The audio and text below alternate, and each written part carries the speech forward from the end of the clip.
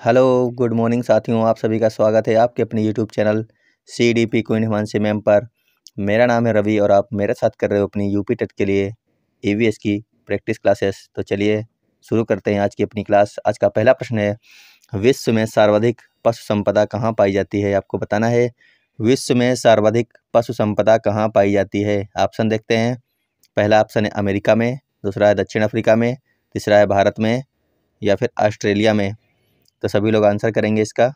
विश्व में सर्वाधिक पशु संपदा पाई जाती है भारत में, कहाँ पाई जाती है? भारत में, यानी ऑप्शन नंबर सी इसका बिल्कुल सही हो जाएगा। देखते हैं अगला क्वेश्चन। एक जीव द्वारा दूसरे जीव के भक्षण से किस चीज़ की हानि होती है? आपको बताना है जब कोई एक जीव दूसरे जीव को खा जाता है तो किस चीज़ की हानि होती है? ऊर्जा की, पोषकता की, जीवाणु की या फिर विषाणु की? तो आंसर करेंगे सभी लोग। तो इसका हो जाएगा ऑप्शन नंबर ए। किस चीज़ की हानि होती है? ऊर्जा की हानि होती है। ऑप्शन नंबर ए इसका बिल्कुल सही हो जाएगा। जो लोग जुड़ चुके हैं क्लास में वो लोग एक बार शेयर कर देंगे। सभी लोग एक बार क्लास को शेयर कर दीजिए और जो लोग नए जुड़ रहे हैं वो लोग सब्सक्राइब कर ले चैनल को। आगे चलते हैं। मवेशी किस हरित गृह गैस के उत्पादन के लिए जिम्मेदार हैं? Sulphur, nitrogen, carbon, methane.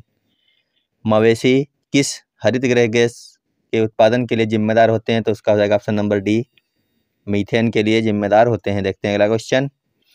उस पक्षी का नाम बताइए जो जल, थल तथा हवा तीनों में रह सकता है। क्या वो मुर्गा है, चील, बतख या फिर इनमें से कोई नहीं है? उस पक्षी का नाम बताना है जो जल, थल और हवा तीनों जगह रह सकता है। क्वेश्चन नंबर 4 का हो जाएगा ऑप्शन नंबर सी। कौन सा पक्षी है वो? बतख। चलते हैं अगले क्वेश्चन पर। किस रोग में चोट लगने पर रक्त का थक्का नहीं जमता? किस रोग में चोट लग जाने पर जो है नहीं जमने पाता है? तो आपको बताना है। इसका हो जाएगा ऑप्शन नंबर सी, हीमोफीलिया। चलते हैं अगले क्वेश्चन पर। काफ़ी अच्छे अच्छे क्वेश्चन है साथियों, बने रहना, लगातार बने रहिए क्योंकि अब एग्जाम में बचा है शेष एक दिन। देखते हैं आगे। निम्न में से कौन सा कथन गलत है? आपको बताना है इनमें से कौन सा कथन गलत हो जाएगा। ऑप्शन देख लेते हैं। लार भोजन निगलने में मदद करती है, क्या ये सही है? आपको बताना है। ये तो सही क्वेश्चन है, हमें बताना है गलत।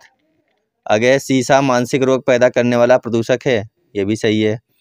मलेरिया रोग वायरस से होता है, तो आंसर करिए इसका सभी लोग। मलेरिया रोग क्या वायरस से होता है? तो इसका यही गलत हो जाएगा, मलेरिया रोग वायरस से नहीं होता है। देखते हैं अगला क्वेश्चन। इसका ऑप्शन नंबर सी सही है। अगला क्वेश्चन देखते हैं। बोस इंडिकस किस जानवर का वैज्ञानिक नाम है?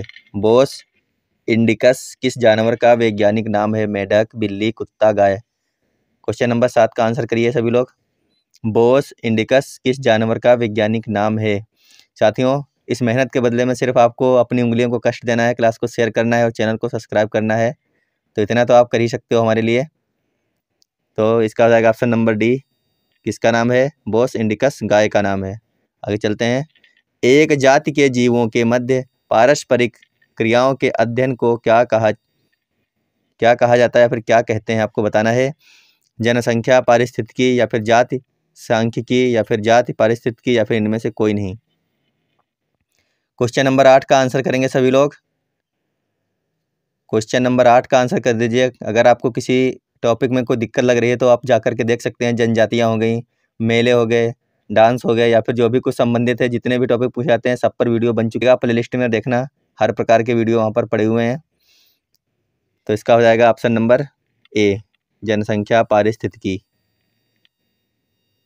चलते हैं अगले क्वेश्चन पर। जीव विज्ञान की वह शाखा जिसमें जीव समुदायों का उसके वातावरण के साथ पारस्परिक संबंध का अध्ययन करते हैं उसे क्या कहते हैं? जीव विज्ञान, पर्यावरण विज्ञान, पारिस्थितिकी विज्ञान या फिर पारिस्थितिकी संबंध?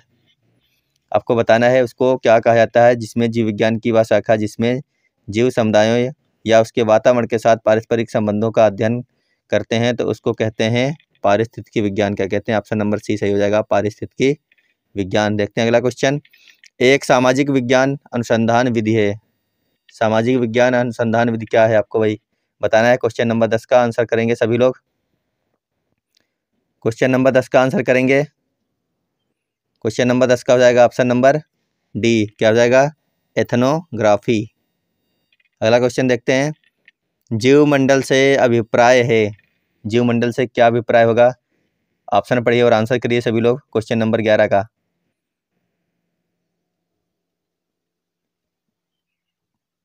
तो इसका हो जाएगा ऑप्शन नंबर सी, वायुमंडल, जलमंडल एवं स्थलमंडल का वह भाग जिसमें सजीव प्राणी पाए जाते हैं उसको क्या कहते हैं, जीवमंडल। आगे चलते हैं, हृदय की गति को किससे नियंत्रित किया जाता है, आपको बताना है हृदय की गति को किससे नियंत्रित किया जाता है। क्वेश्चन नंबर 12 का हो जाएगा ऑप्शन नंबर डी, किससे करते हैं, पेस मेकर।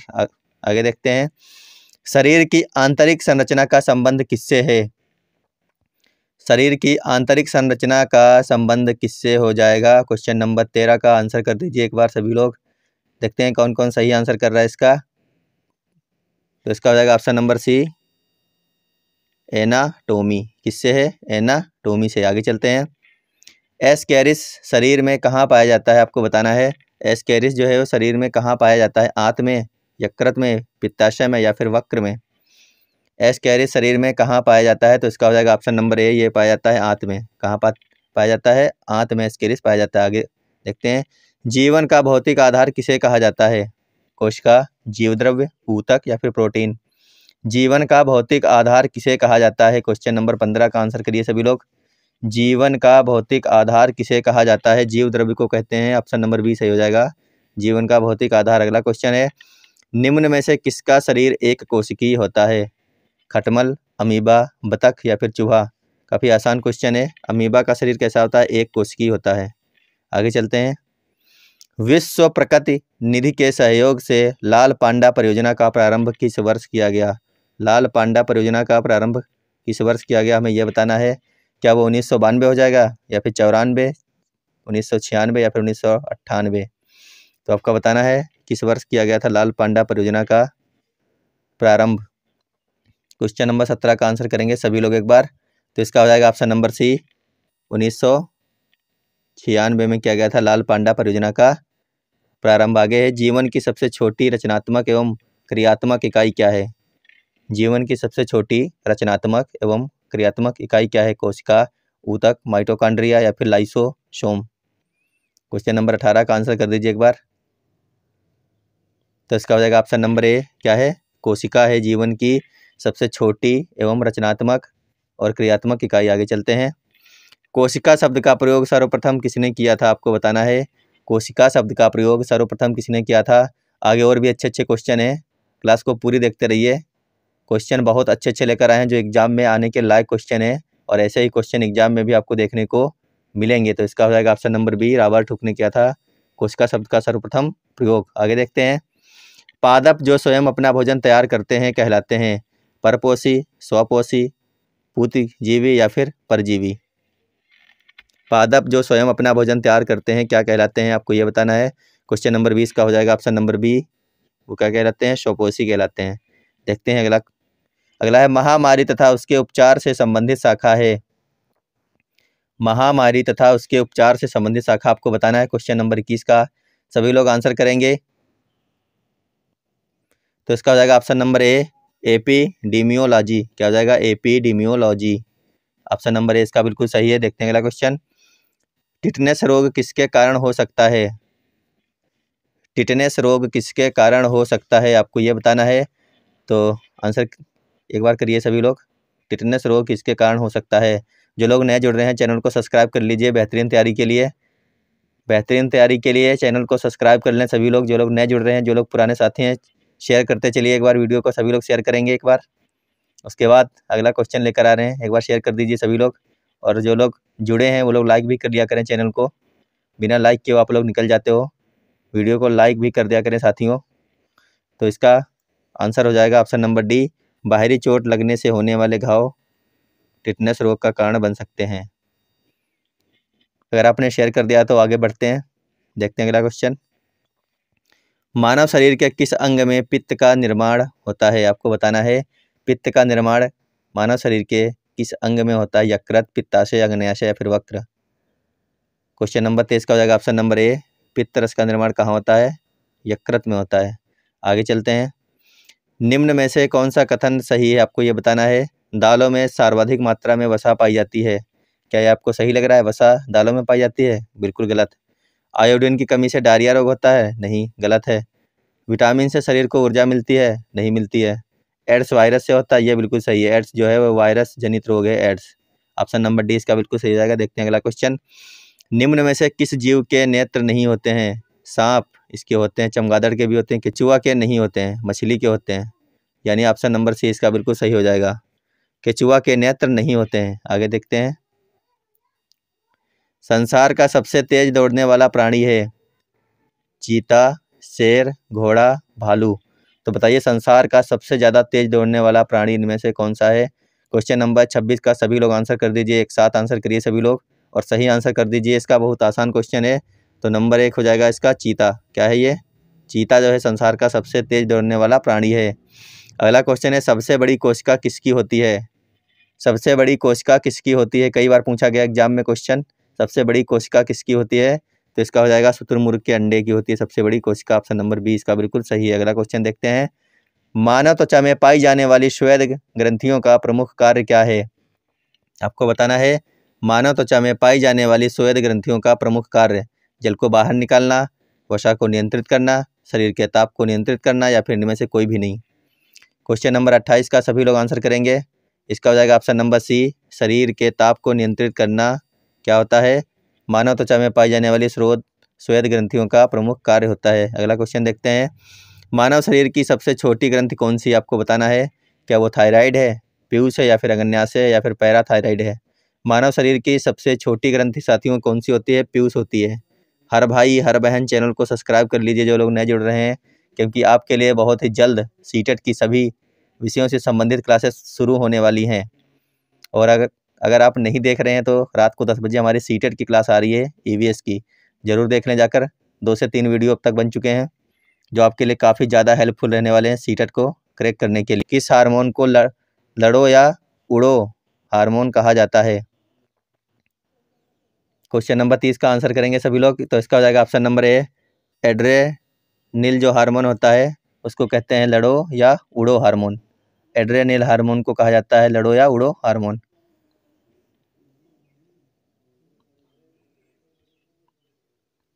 आगे चलते हैं।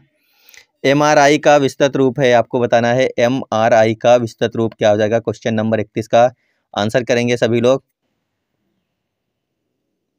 तो इसका हो जाएगा option number B, magnetic resonance imaging. क्या हो जाता है? मैग्नेटिक रेजोनेंस इमेजिंग इसका विस्तृत रूप होता है एमआरआई का। आगे देखते हैं। आत्महत्या की थैली किसे कहा जाता है? आत्महत्या की थैली किसे कहा जाता है? क्वेश्चन नंबर 32 का आंसर करेंगे। तो आत्महत्या की थैली कहा जाता है लाइसोसोम को। यानी ऑप्शन नंबर सी बिल्कुल सही है। आगे है, वर्गिकी का जन्मदाता किसे कहा जाता है? वर्गिकी का जन्मदाता किसे कहा जाता है? क्या अरस्तु को कहते हैं, या फिर लुई पास्चर को, वाटसन को, या फिर कैरोलस लिनियस को कहा जाता है? तो वर्गिकी का जन्मदाता कहा जाता है किसको? ऑप्शन नंबर डी हो जाएगा, कैरोलस लिनियस को हम कहते हैं क्या? वर्गिकी का जन्मदाता। आगे चलते हैं। शरीर में पाचन की क्रिया कहाँ से शुरू होती है? क्या वो मुख से शुरू हो जाती है, या फिर छोटी आंत से आमाशय में, या फिर बड़ी आंत से? शरीर में पाचन की क्रिया मुंह से ही शुरू हो जाती है, आपको याद रखना, मुख से ही शुरू होती है शरीर में पाचन की क्रिया। आगे चलते हैं। एक स्वस्थ मनुष्य में लगभग कितना रक्त होता है? काफ़ी अच्छा क्वेश्चन है, आपको बताना है एक स्वस्थ मनुष्य में लगभग कितना रक्त होता है। क्वेश्चन नंबर 35 का सभी लोग आंसर कर दीजिए। ये होता है 5 से 6 लीटर रक्त होता है एक स्वस्थ मनुष्य के अंदर। आगे देखते हैं। अगला क्वेश्चन है, रक्त का पीएच मान कितना होता है? बहुत बार पूछा गया परीक्षा में, रक्त का पीएच मान कितना होता है हर एग्जाम में। यूपी टेट की तो छोड़ दीजिए, बाकी पुलिस का हो, एसआई का हो, रेलवे का हो, हर एग्जाम में ये पूछा जाता है रक्त का पीएच मान। तो इसका आंसर करेंगे एक बार। तो इसका हो जाएगा ऑप्शन नंबर बी, कितना होता है? 7.4। देखते हैं। अगला क्वेश्चन है, प्रोटीन की फैक्ट्री किसे कहा जाता है? प्रोटीन की फैक्ट्री हम किसको कहते हैं, आपको यह बताना है। क्वेश्चन नंबर 37 का हो जाएगा ऑप्शन नंबर डी, राइबोसोम को कहा जाता है प्रोटीन की फैक्ट्री। किसको कहते हैं? राइबोसोम को। अगला क्वेश्चन देखते हैं। होम्योपैथी का आविष्कार किसने किया? आपको बताना है होम्योपैथी का आविष्कार किसने किया था। क्वेश्चन नंबर 38 का हो जाएगा ऑप्शन नंबर ए, हैनी मैन ने किया था होम्योपैथी का आविष्कार। अगला क्वेश्चन देखते हैं। जीव द्रव्य में सर्वाधिक मात्रा किसकी होती है? जीव द्रव्य में सर्वाधिक मात्रा पूछा गया है, किसकी होती है? तो आंसर करना है आपको, इसमें हो जाएगा किसकी होती है? जल की होती है सबसे ज़्यादा मात्रा जीव द्रव्य में। तो देखते हैं आज का अंतिम क्वेश्चन। निम्न में से कौन सा रोग मच्छरों के काटने से नहीं फैलता? क्या मलेरिया है, इन्फ्लुएंजा है, पीला बुखार या फिर फाइलेरिया? तो आपको बताना है इनमें से कौन सा रोग मच्छरों के काटने से नहीं फैलता है। तो इसका हो जाएगा ऑप्शन नंबर बी, ये बिल्कुल राइट आंसर है। जितने भी लोग चैनल पे बने हुए हैं वो लोग एक बार इस वीडियो को शेयर कर देंगे और लाइक कर लेंगे और सब्सक्राइब कर लेंगे जो लोग नए जुड़े हैं। तो वीडियो देखने के लिए धन्यवाद। तैयारी में लगातार बने रहिए और तैयारी को करते रहिए। Take care.